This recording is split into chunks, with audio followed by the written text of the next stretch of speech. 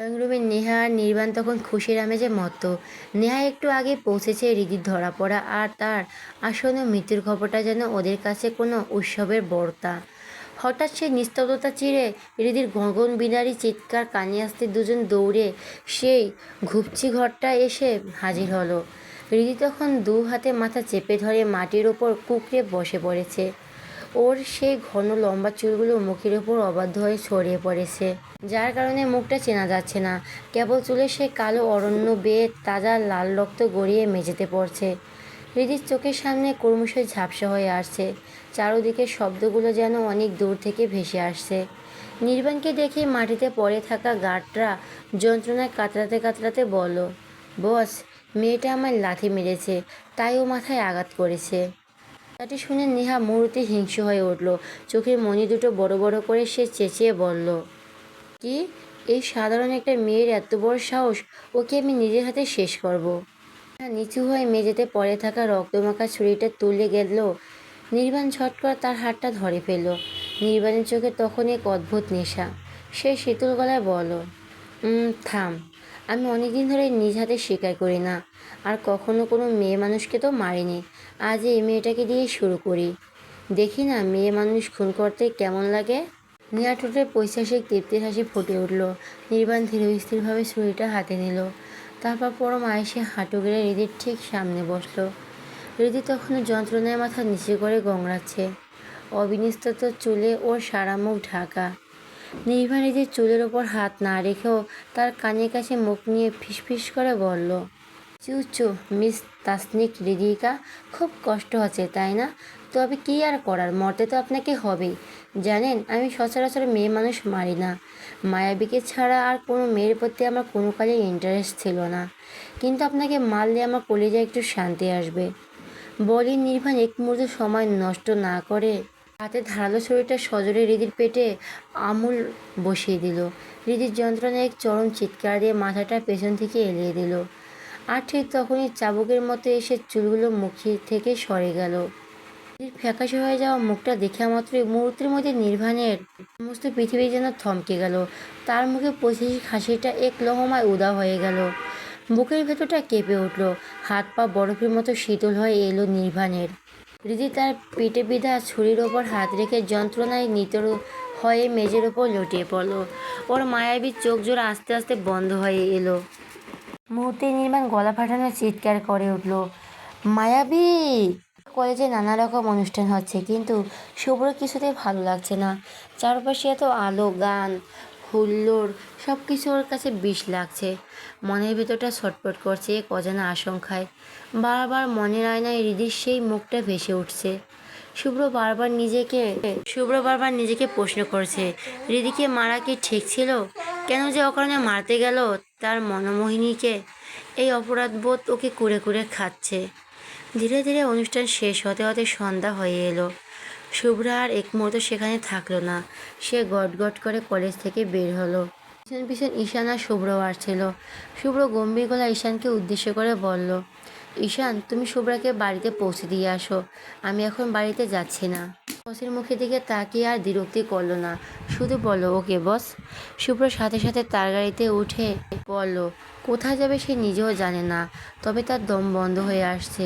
সে পাগলের মতো গাড়ি চালিয়ে ফাঁকা রাস্তা দিয়ে ছুটে যেতে লাগলো। রাত হয়ে এসেছে। শুভ্র চুপচাপ রাস্তা দিয়ে একা গাড়ি চালাচ্ছে। চারপাশটা নিঝুম। শুভ্র স্ক্রিনে তাকিয়ে দেখে ইকবাল হোসেনের ফোন। সে গাড়ি চালাতে চালাতেই ফোনটা রিসিভ করে কানে ধরল।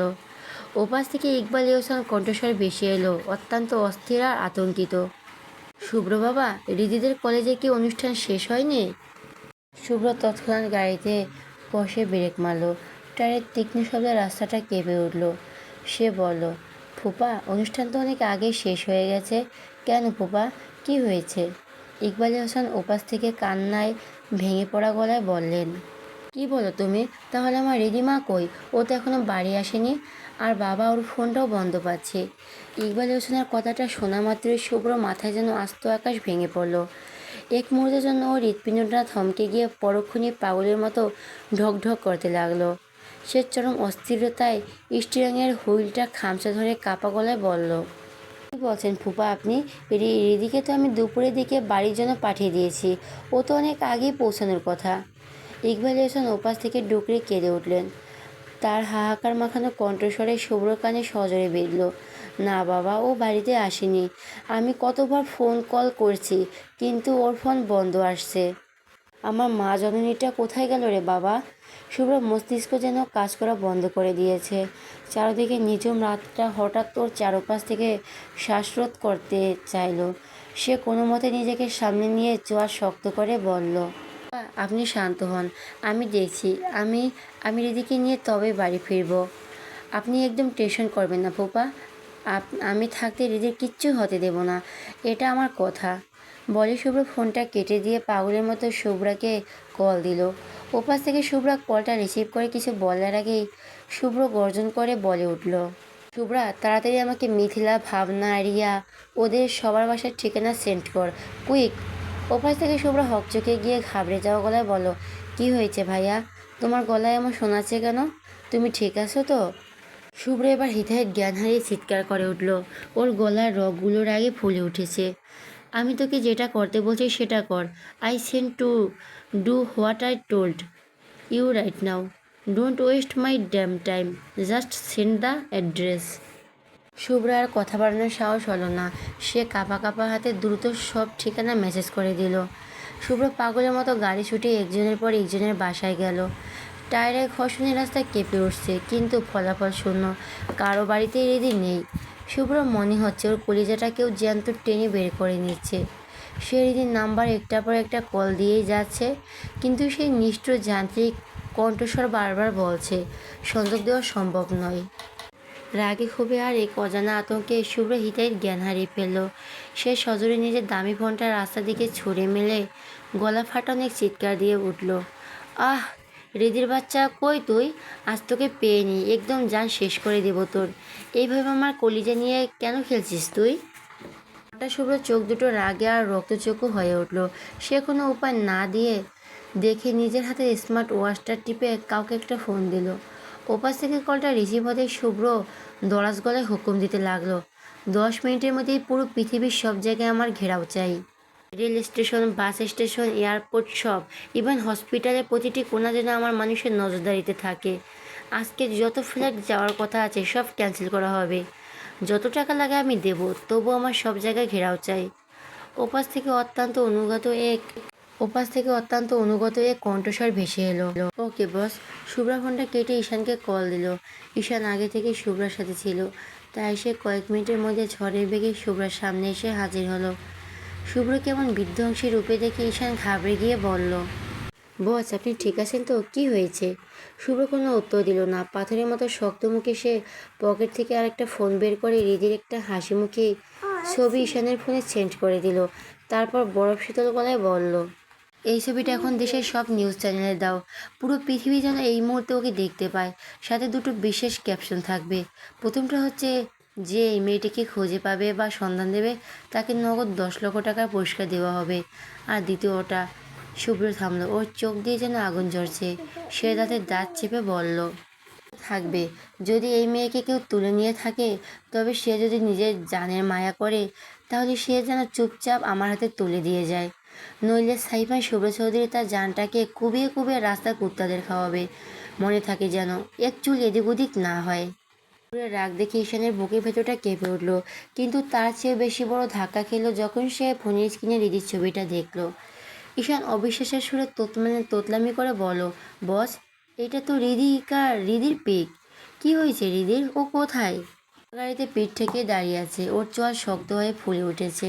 সে বাগরুদ্ধ গলায় বলল, পাওয়া যাচ্ছে না ওকে। দুপুরে নিজে দাঁড়িয়ে থেকে ওকে বাড়িতে পাঠিয়ে দিয়েছি, কিন্তু ফুপা ফোন করে জানালো ও বাড়ি ফেরেনি। ফোনটা বারবার বন্ধ বলছে। ও সব বান্ধবীদের বাড়ি চষে ফেলেছে, কোথাও নেই ও, কোথাও নেই। কথাটি বলে গিয়ে শুভ্র বলিষ্ঠ কণ্ঠস্বর এক মুহূর্তের জন্য কেঁপে উঠল। এক চরম অসহায়ত্ব আর দুর্বলতা ওকে গ্রাস করতে চাইল। ঈশান সব শুনে যেন আকাশ থেকে পড়ল। পরিস্থিতি কতটা ভয়াবহ তা বুঝতে আর ওর বাকি রইল না।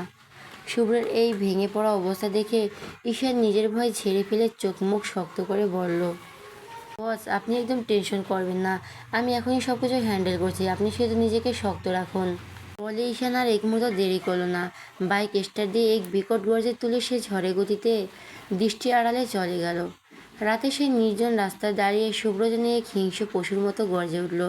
তার চিৎকারে চারপাশে নিস্তব্ধতা খান খান হয়ে গেল। সে আকাশের দিকে তাকিয়ে দাঁতে দাঁত চেপে বলল, যদি রিদিকে কোনো কুত্তার বাসা তুলে নিয়ে থাকে তবে তার রক্ত দিয়ে আমি গোসল করব। রিদি যদি কিছু হয় তবে খোদার কসম সবাইকে ধ্বংস করে দেব, কাউকে ছাড়ব না আমি। ইতিমধ্যে পুরো পৃথিবী যেন ওলটপালট হয়ে গেল। পুলিশ, সেনাবাহিনী থেকে শুরু করে শুভ্র তার সর্বস্ত শক্তি মাঠে নামিয়ে দিয়েছে। তন্ন তন্ন করে খোঁজা হচ্ছে শহরের প্রতিটি ইঞ্চি। হঠাৎ পুলিশের সাইবার ইউনিট থেকে খবর এলো, রিদির ফোনের শেষ লোকেশন ট্র্যাক করা গেছে। ফোনটা বন্ধ হওয়ার ঠিক আগে মুহূর্তে যেখানে অন ছিল সেই জায়গাটা চিহ্নিত হতেই শুভ্র অক্ষম হয়ে সেখানে ছুটল। পাগলের মতো গাড়ি চালিয়ে শুভ্র সেই নির্জন রাস্তার মোড়ে এসে পৌঁছালো। ধকধক করতে থাকা বুক নিয়ে সে রাস্তার এদিক সেদিক খুঁজতে লাগলো। হঠাৎ রাস্তার একদম কিনারায় ঘাসের ওপর চকচকে একটা জিনিসের দিকে ওর নজর গেল। শুভ্র দৌড়ে গিয়ে ফোনটা তুলে নিল। ফোনের স্ক্রিনটা ফেটে গেছে, কিন্তু ওটাতে চিনতে এক মুহূর্ত দেরি হলো না। ওটাও রিদিরই ফোন। ফোনটা এভাবে রাস্তায় পড়ে থাকতে দেখে শুভ্র পায়ের নিচ থেকে মাটি সরে গেল। ও নিশ্চিত হয়ে গেল যে ওর মনোমোহিনীকে কেউ জবরদস্তি তুলে নিয়ে গেছে। কিন্তু কে? শুভ্র জানা মতে রিদির তো কারোর সাথে কোনো শত্রুতা থাকার কথা নয়, তবে ওকে লক্ষ্য করা হলো কেন? শুভ্রের মাথায় তখন রাগের চেয়েও হাজারটা প্রশ্ন ঘুরপাক খাচ্ছে, কিন্তু পরক্ষণে সেই বিভ্রান্তি ছাপিয়ে এক ভয়াবহ আক্রোশ ওর রক্তে মিশে গেল। শুভ্র দু হাতে ফোনটা শক্ত করে চেপে ধরে বনের বাঘের মতো গর্জে উঠল, যেই হোক সে, যেই হাত দিয়ে আমার মনোবহিনীকে ধরার দুঃসাহস দেখিয়েছে সেই হাত আমি কেটে টুকরো টুকরো করে ফেলবো। যেই চোখ দিয়ে আমার মনোমোহিনীকে নোংরাভাবে দেখেছে সে চোখ আমি টেনে উপড়ে ফেলবো। I will not spare anywhere. I will burn this whole one to find her. এদিকে নির্বাণ মুহূর্তের মধ্যে হৃদির রক্তাক্ত নিথর দেহটা নিজের বুকের মাঝে জড়িয়ে ধরে এক বুক ফাটানো আর্তনাদ করে উঠল। তার চোখের জল তখন হৃদির ফ্যাকাশে গাল ভিজিয়ে দিচ্ছে। ওহ, নো নো নো, আহ, এই মায়াবী, ওঠো, কথা বলো আমার সাথে। ও আল্লাহ, আমি এটা কি করলাম? যাকে দেখার জন্য দীর্ঘ 3টি বছর ধরে আমার এই চোখ দুটো তৃষ্ণার্ত হয়ে আছে, যাকে পাওয়ার জন্য আমি দিনরাত প্রহর গুনে গুনে অপেক্ষা করছি, আজ তাকে আমি নিজের হাতেই শেষ করে দিলাম। ও আল্লাহ, এই দিন দেখার আগে আমার মৃত্যু কেন হলো না? নির্বাণ উন্মাদ হয়ে গেছে। সে কাঁপা কাঁপা হাতে হৃদির মুখ থেকে রক্তমাখা চুলগুলো সরাচ্ছে। আর এই এই মায়াবী, ওঠো না, আমি জানতাম না এটা তুই। আর আমি তো তোকে শত্রু মনে করেছিলাম। যদি একবার জানতাম তুই আমার মায়াবী তবে কি তোকে আঘাত করার দুঃসাহস করতাম? লক্ষ্মীটি, কষ্ট পাস না, প্লিজ ওঠ। চোখ খোল, দেখ আমি কেমন পাগলামি করছি, দেখ আমার চোখ দুটো কতটা তৃষ্ণার্ত তোকে দেখার জন্য। চোখ খোল না মায়াবী, আর কোনোদিন আঘাত করবো না তোকে। একটিবার শুধু চোখ খোল। আমি এমনিতে 3 বছর ধরে তোর জন্য পাগল হয়ে আছি। এই পাগলটাকে আর পাগল বানাস না প্লিজ মায়াবী, শুধু একবার চোখ খোল। মানে সেই হাহাকার পুরো ফ্যাক্টরির দেওয়ালগুলোতে ধাক্কা খেয়ে ফিরে আসছে, আর সাদা শার্ট এখন হৃদির রক্তে মাখামাখি। হঠাৎ ঘরের কোনায় থাকা পুরনো টেলিভিশনটায় ব্রেকিং নিউজ বেজে উঠল। সাইবার শুভ চৌধুরীর সেই ভয়ঙ্কর ঘোষণার হৃদির ছবি স্ক্রিনে ভেসে উঠল, কিন্তু নির্বাণ সেদিকে কোনো খেয়াল নেই। সে তখন হৃদির নিতর হাতটার ওপর মাথা রেখে ডুকরে কাঁদছে আর বলছে, I will not let you go মায়াবী, প্লিজ ওয়েক আপ মায়াবী, I am not everything without you. নেহার দাঁড়িয়ে থাকা গাড়টা যেন পাথর হয়ে গেছে। নির্বাণের এই আকস্মিক পাগলামি আর হাহাকারের কোনো মাথামুন্ডু তারা খুঁজে পাচ্ছে না। নেহা বিভ্রান্ত হয়ে কিছু একটা বলতে যাচ্ছিল, কিন্তু তার আগে নির্বাণ হিংস্র পশুর মতো গর্জে উঠল। গার্ডের দিকে রক্তচক্ষু নিয়ে তাকেই চিৎকার করে বলল, এই দাঁড়িয়ে দাঁড়িয়ে তামাশা দেখছিস কি? তাড়াতাড়ি গাড়ি বের কর, মায়াবীকে হাসপাতালে নিতে হবে। দেখছিস না ওর কষ্ট হচ্ছে, কত রক্ত বের হচ্ছে ওর শরীর থেকে। ঠিক তখনই একজন গার্ড হন্তদন্ত হয়ে ঘরে ঢুকে কাঁপা কাঁপা গলায় বলল, বস, মেয়েটাকে হসপিটালে নিলে আপনি বড় বিপদে পড়বেন। সব নিউজ চ্যানেল থেকে শুরু করে সোশ্যাল মিডিয়া সবখানে ওই মেয়েটার ছবি দেখাচ্ছে। পুলিশ, সেনাবাহিনী সব রাস্তায় নেমেছে ওকে খুঁজতে। এয়ারপোর্ট, স্টেশন, বাস স্ট্যান্ড সব সিল করে দেওয়া হয়েছে। এমনকি শহরে প্রতিটি হসপিটালও ঘেরাও করা হয়েছে। আর এই সব কিছু করেছে সাইফান শুভ্র চৌধুরী। বস, ও পুরো পাগল হয়ে গেছে এই মেয়েটার জন্য। বস, আমার কথা শোনেন, মেয়েটার লাশ এখানে ফেলে রেখে আমরা এখনই অন্য কোথাও পালিয়ে যাই। গার্ডের মুখ থেকে লাশ শব্দটা শোনা মাত্রই নির্বাণের হৃদয়ে জ্ঞান হারিয়ে গেল। সে ক্ষিপ্ত গতিতে পাশে থাকা এক গার্ডের কোমর থেকে রিভলভারটা ছিনিয়ে নিল। কোনো কিছু চিন্তা না করে সে গার্ডের বুক লক্ষ্য করে ঠাস ঠাস করে দুটা ট্রিগার চেপে দিল। মুহূর্তে গার্ডটা নিথর হয়ে মেঝেতে লুটিয়ে পড়ল। ঘরের বাতাস বারুদের গন্ধে ভারী হয়ে উঠল। নির্বাণ তখনই নিজের রক্তাক্ত দেহটা এক হাতে জড়িয়ে ধরে অন্য হাতে রিভলভার উঁচিয়ে চিৎকার করে উঠল, কে কী করবে তাতে আমার কিচ্ছু যায় আসে না। আমি কাউকে ভয় পাই না। আমার মায়াবীকে বাঁচাতে হলে যা করতে হয় আমি তাই করব। আর ওই সাইফান শুভ্র চৌধুরী, ওকে তো আমি দেখে ছাড়বো। সাধারণ একজন ব্যবসায়ী হয়ে তো পাওয়ার দেখার কিভাবে, সেটা আমিও একবার দেখতে চাই। I don't care about anyone, my মায়াবী মাই লিভ। শহরের ব্যস্ত রাস্তার আড়ালে হাজারো তথ্যের আদান প্রদান চলে, সোশ্যাল মিডিয়া থেকে শুরু করে কম্পিউটারে গোপন বার্তা পর্যন্ত। কিন্তু এই যান্ত্রিক শহরের বুকে লুকিয়ে থাকে এমন কিছু রহস্য, যার হদিশ কেবল সেই রহস্যের শেষটাই জানে। শহরের ঠিক মাঝখানে অবস্থিত এক বিশাল ও ভয়ঙ্কর ঘন জঙ্গল, যা সাধারণ মানুষের কাছে আতঙ্কের অপর নাম। কেউ কল্পনাও করতে পারে না যে এই অভেদ্য অরণ্যের গভীরও মানুষের অস্তিত্ব থাকতে পারে। সবচেয়ে বিস্ময়কর বিষয় হলো যে জঙ্গলের মাটির নিচে অবস্থিত এক বিশাল বাড়ি। শুনতে অবিশ্বাস্য মনে হলো বাস্তবে এমন গোপন আস্তানা থাকা সম্ভব, যা অনেকের কাছে অজানা। এই মাটির নিচে বাড়িটি হলো নির্বাণের গোপন ডেরা। অনেক বছর আগে এটি তৈরি করা হয়েছিল। যখন নির্বাণ বাংলাদেশে থাকতো তখন সে এখানে মানুষ এনে, কিন্তু তার এই আস্তানার হদিশ কেউ কখনো পায়নি। নির্বাণ নিজেও কখনো ভাবেনি যে তাকে আবারও কোনোদিন এই বাড়িতে ফিরে আসতে হবে। বাড়ির একটি রুমের বেডে নিথর হয়ে শুয়ে আছে রিদি। তার পেটে আর মাথায় এখন সাদা ব্যান্ডেজ। নির্বাণের নির্দেশ আর প্রাণের ভয়ে শহরের সবচেয়ে দক্ষ ডাক্তার এখানে এনে রিদির চিকিৎসা করেছেন। সৃষ্টিকর্তার অশেষ রহমতে রিদি এখন বিপদমুক্ত। এখন কেবল সময়ের অপেক্ষা, কখন তার জ্ঞান ফিরবে আর সে চোখ মেলে তাকাবে। ভোরের আলো ফোটার ঠিক কয়েক মিনিট আগে রিদির দু চোখের পাতা ধীরে ধীরে কেঁপে উঠল। চোখ খুলে সে চারপাশটা দেখার চেষ্টা করলো, কিন্তু নিস্তব্ধতা তাকে গ্রাস করে ফেলল। চারদিকটা এতটাই নিঝুম যে ওর মনে হচ্ছে ও কোনো কবরে শুয়ে আছে। ওটা গঠন আর আসবাবপত্র দেখে মনে হচ্ছে সে কত বছর আগের কোনো এক পরিত্যক্ত পুরানো বাড়িতে এসে পড়েছে। হঠাৎ করে ওর মাথার ভেতরে প্রচণ্ড যন্ত্রণা টনটন করছে, আর সেই সাথে পেটের ক্ষতটা যেন জ্বলে উঠল। নিজের শরীরের দিকে তাকিয়ে কালকে সেই বীভৎস ঘটনার কথা মনে পড়ে গেল। মুহূর্তে হৃদয় অস্থির হয়ে উঠল, বুকের ভেতরটা ভয় দুরু দুরু করে কাঁপছে। ও তো কারো কোনো ক্ষতি করেনি, তবে কেন ওকে এভাবে মারার চেষ্টা করা হলো? ঠিক সেই সময় একটা বিকট ক্যাশ শব্দে রুমের ভারী দরজাটা খুলে গেল। হৃদি ভয়ে কুঁকড়ে গিয়ে দরজার দিকে তাকাতেই থমকে গেল। নির্বাণ ধীর পায়ে ভেতরে ঢুকলো। হৃদের জ্ঞান ফিরেছে দেখে নির্বাণের ঠোঁটের কোণ নিশ্চিলতে তৃপ্তির হাসি ফুটে উঠল। সে খুব স্বাভাবিক ভঙ্গিতে হৃদির পাশে একটা চেয়ার টেনে বসলো এবং একদৃষ্টিতে ওর দিকে তাকিয়ে নরম গলায় বলল, গুড মর্নিং মায়াবী। ঘুম কেমন হলো? শরীর কি এখন খুব বেশি খারাপ লাগছে? হৃদি বিস্ময় আর আতঙ্ক মেশানো চোখে নির্বাণের দিকে তাকিয়ে রইল। কে এই লোকটা, আর সে তাকে মায়াবী বলে এত আপন করে সম্বোধন করছেই বা কেন? হৃদি অবাক চাউনি দিকে নির্বাণ আবারও শান্ত গলায় বলল, চিনতে পারছো না আমাকে? অবশ্য চেনার কথাও না। পরিচয় পরে হবে, আগে তোমার কিছু খাওয়া প্রয়োজন। মুখটা একদম শুকিয়ে কাঠ হয়ে আছে তোমার। হৃদি আর চুপ করে থাকতে পারল না। সে নির্বাণের চোখের দিকে সোজাসুজি তাকিয়ে কাঁপা গলায় প্রশ্ন করল, কে আপনি? আর আমি বা এখানে কোথায়? নির্বাণ এক পলক হৃদির দিকে তাকিয়ে বাঁকা হাসল। সেই হাসিতে যেন এক রহস্যময় তৃপ্তি খেলা করছে। সে নিচু গলায় বলল, ছেলে আমার শত্রু হয়ে গেল মিত্র। মায়াবী, তুমি কি জানো তুমি আমার কত প্রিয়? নির্বাণের এমন অদ্ভুত আর অধিকার খাটিয়ে কথা বলায় হৃদির একদমই পছন্দ হচ্ছে না। ওর বুকের ভিতরটা অজানা আশঙ্কায় কেঁপে উঠল। সে সাহস সঞ্চয় করে বলল, দেখুন, আপনি যেই হন না কেন তা জানার প্রয়োজন নেই। আমাকে দয়া করে বাড়ি যেতে দিন, আমি এখনই বাড়ি যাব।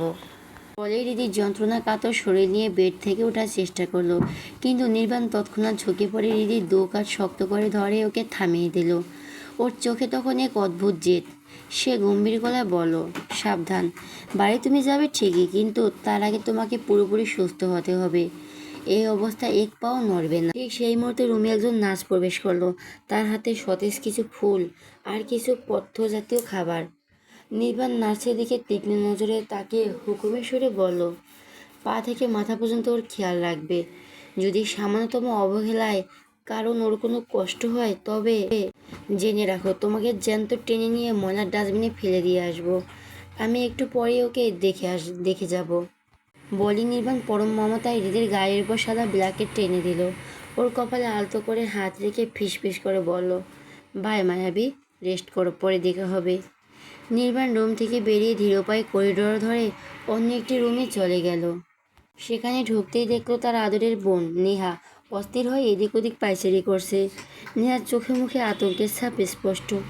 নির্বাণ বোনের অবস্থা দেখে শান্ত গলায় বলল, কি হয়েছে, এমন করছিস কেন? কোনো ব্যাপারে কি খুব বেশি আপসেট তুই? নির্বাণ শান্ত কিন্তু পাথরের মতো শক্ত চেহারা দেখে নেহা ভেতরে ভেতরে কুঁকড়ে গেল। সে মরিয়া হয়ে নির্বাণের দিকে এক পা এগিয়ে এসে ভাঙা গলায় বলল, ভাইয়া, তুমি আসলে করতে কি চাইছো বলো তো? তুমি নিজেকে মারতে চাইলে, আবার তাকে বাঁচানোর জন্য তোমার এই রহস্যময় পাতালপুরীতে নিয়ে চিকিৎসা করছো। তাহলে আমাদের প্ল্যানের ফায়দাটা কি হলো? আমি শুভ্রকে পাবো কিভাবে? ভাইয়া, আমি সত্যি শুভ্রকে ভালোবাসি ভাইয়া। আই রিয়ালি লাভ হিম। কথাগুলো বলতে বলতে নেহা যেন নিজের সর্বশক্তি হারিয়ে ফেলল। নির্বাণ ওর এই অবস্থা দেখে একটু বিচলিত হলো না। সে খুব ধীর পায়ে এগিয়ে এসে নেহার মাথায় হাত রাখলো। ওর ঠোঁটে এক বিষাক্ত কিন্তু আশ্বস্ত করার মতো হাসে। সে নিচু স্বরে বলল, তোর ভাই যেহেতু তোকে কথা দিয়েছে, শুভ তোর হবে, তবে শুভ্র তোরই হবে, ডোন্ট ওয়ারি বোন। নেহার অবাক চোখে নির্বাণের দিকে তাকিয়ে বলল, কিন্তু ভাইয়া কিভাবে? তুমি তো রিদিকে বাঁচিয়ে ফেলছো। রিদি বেঁচে থাকলে আমি কোনোভাবে শুভ্রকে পাবো না। নির্বাণী আবার নেহার চোখের দিকে সরাসরি তাকালো। ওর গলার স্বর হঠাৎ করে একদম নির্লিপ্ত আর বরফ শীতল হয়ে গেল।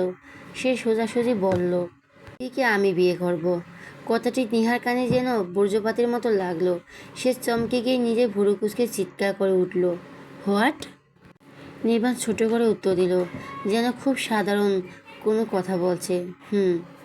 তুমি রিদিকে বিয়ে করবে মানে? তুমি কি পাগল হয়ে যাচ্ছ ভাইয়া? নেহার বিষয়ে সীমা নেই। সে নিজের কানে যেন বিশ্বাস করতে পারছে না। নির্বাণ চোয়াল শক্ত করে উঠল। সে গম্ভীর আর দীন গলায় বলল, পাগল কি না জানি না, তবে রিদিকে আমি বিয়ে করব, আগেও একটু সুস্থ হোক। নেহা রাগে আর অপমানে ফেটে পড়তে চাইলো, আরও কিছু বলতে চাইলো, কিন্তু ঠিক সেই মুহূর্তে দরজায় শব্দ হলো।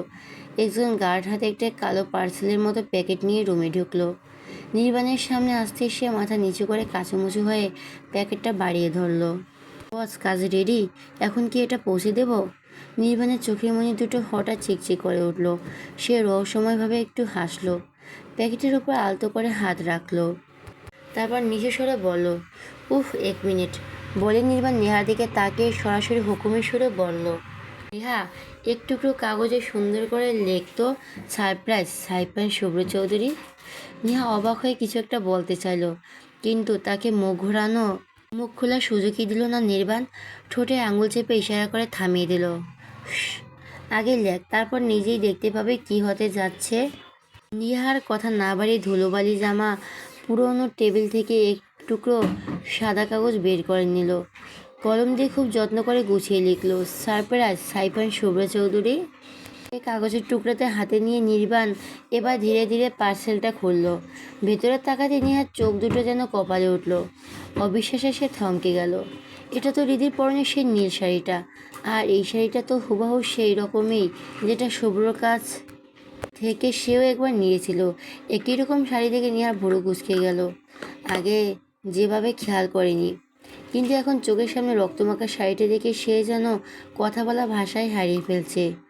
নির্বাণ সে রক্তাক্ত শাড়িটার ওপর নেহার লেখা চিরকুটটা রাখলো, তারপর একটা শয়তানি হাসি দিয়ে অদ্ভুত তৃপ্তি নিয়ে বিড়বিড় করে বলল, সারপ্রাইজ, সাইফান শুভ্র চৌধুরী। শহরের আনাচে কানাচে থেকে শুরু করে বাংলাদেশের প্রতিটি প্রান্তে হন্যে হয়ে হৃদিকে খুঁজে বেড়াচ্ছে শুভ্র, কিন্তু কোথাও তার কোনো চিহ্ন নেই। হৃদির অস্তিত্ব যেন বিলীন হয়ে গেছে। শুভ্র জানবে কি করে যে তার মনোমোহিনী এখন এই মাটির নিচে বন্দী? হৃদিকে হারিয়ে শুভ্র এখন প্রায় উন্মাদ। পরিপাটি সেই শুভ্রর বদলে এখন তার চুলগুলো এলোমেলো, চোখ রক্ত জবার মতো লাল হয়ে আছে, চেহারা একটা শুকনো ভাব। গত রাত থেকে একটা দানাও খাবারও পেটে পড়েনি তার। ফোনে অনবরত কল দিয়ে যাচ্ছে ইকবাল, এহসান আর সোহান চৌধুরী। বাবা আর ফুপার যেন ছেলের চিন্তায় পাগল হয়ে গেছেন। কিন্তু তারা কি জানে তাদের চেয়েও কয়েক গুণ বেশি পাগল হয়ে আছে শুভ্র নিজে? ভেতর থেকে সে যে কতটা ভেঙে চুরমার হয়ে যাচ্ছে তা কেবল সেই জানে। শুভ্রর বিশাল কন্ট্রোল রুমে সারি সারি 200টি কম্পিউটার সামনে বসে আছে 200 জন দক্ষ মানুষ। তাদের সবার লক্ষ্যে একটাই, যেখানে শত্রু বা লোকেশন খুঁজে বের করা। দেশের প্রতিটি তথ্য তারাই যাচাই করে। তাদের পাশে শুভ্র অস্থিরভাবে পায়চারি করছিল। হঠাৎ তীব্র শারীরিক দুর্বলতায় মাথাটা চক্কর দিয়ে উঠল শুভ্রর। কিছুটা দূরে একটা কম্পিউটার সামনে দাঁড়িয়ে কাজ তদারকি করছিল ঈশান। হঠাৎ শুভ্রকে হেলে পড়তে দেখে সে দৌড়ে এসে তাকে শক্ত করে ধরে ফেলল।